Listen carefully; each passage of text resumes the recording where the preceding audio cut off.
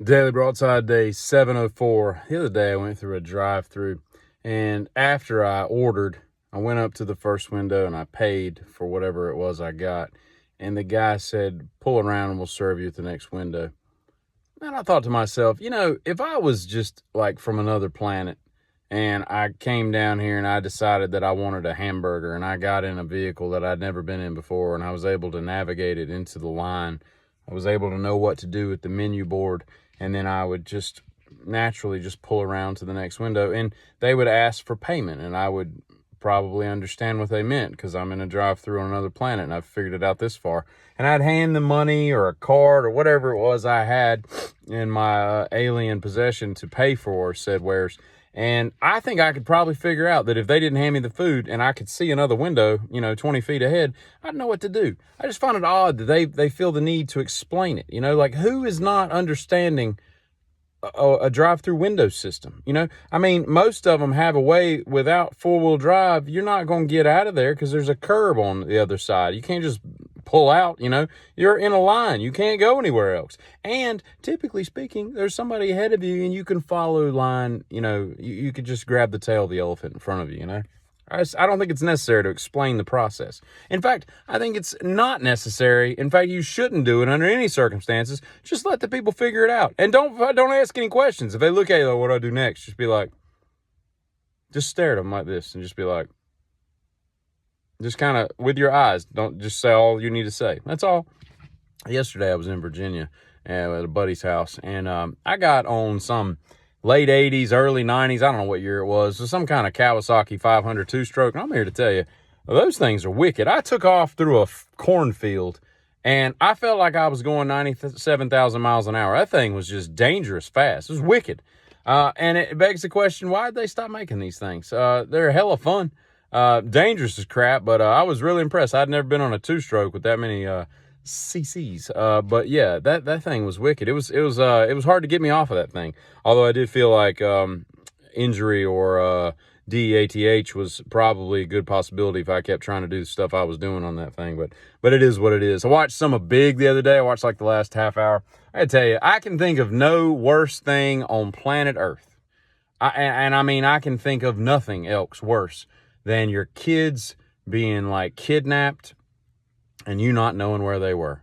I just can't imagine the 24/7 horror and just everything inside of you wanting to just explode, not knowing where they were and if they were safe or alive or dead, whatever. That would just be the worst nightmare anybody could ever imagine, bar none. There's nothing else, there's no other crime that could befall anybody I love, nothing like that. There's nothing that could happen to me. That is the worst tragedy on planet Earth. I don't know how those people that what was that girl's, Natalie Holloway?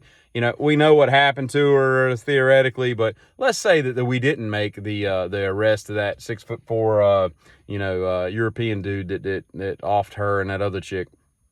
And they just went forever not knowing where she is.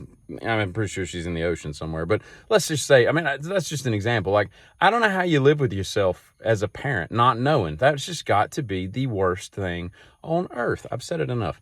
And I say that to say this. Tom Hanks was a dick in that movie, okay? You wish you were bigger, which I don't understand how a Zoltar machine. I saw a Zoltar machine in Scranton at a seafood restaurant, how this knickknacks, whatnot, had a Zoltar machine.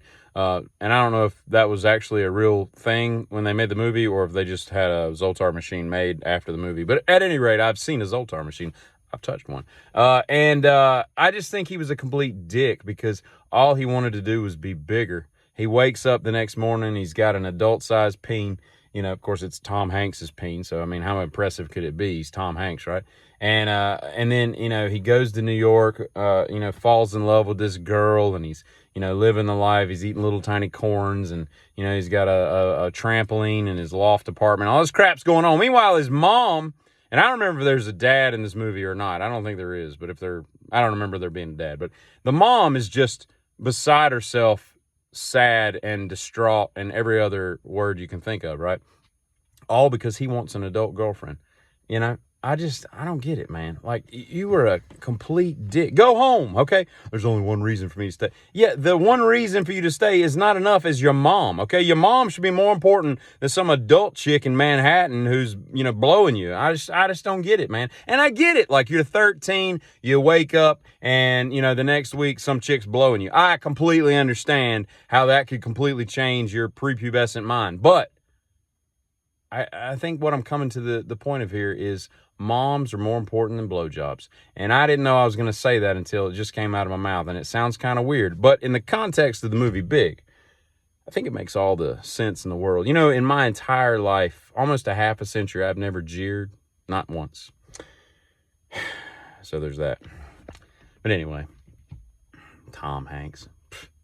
And then like, she like sees him, and he's wearing like, when he changes back into a boy, he's wearing like Shaq's clothing. Like, Tom Hanks ain't that big. Like, you were 13. Tom Hanks was, I don't know what he's supposed to be, 25. I don't know how old he's supposed to be in that movie because I don't remember the first part, and I just call it the last half hour.